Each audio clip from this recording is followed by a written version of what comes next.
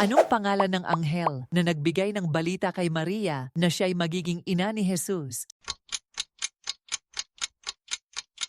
A. Gabriel. Saang lungsod ipinanganak si Jesus ayon sa kwentong Biblia ni San Lucas? C. Bethlehem. Sino ang mga unang dumalaw kay Jesus pagkapanganak ayon sa aklat ni San Lucas? A. Pastol.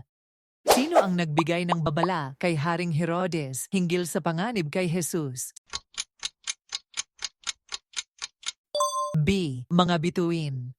Saan dinala ng magulang si Jesus upang iligtas siya mula sa pagpatay ni Herodes? A. Ehipto.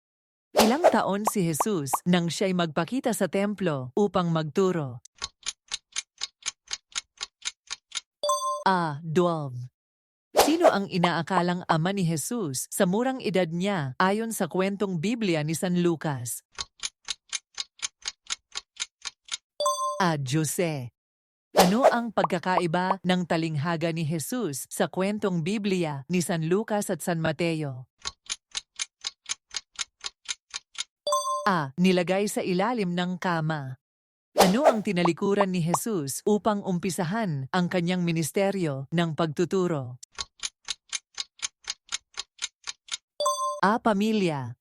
Saan ipinanganak si Jesus ayon sa kwentong Biblia ni San Mateo?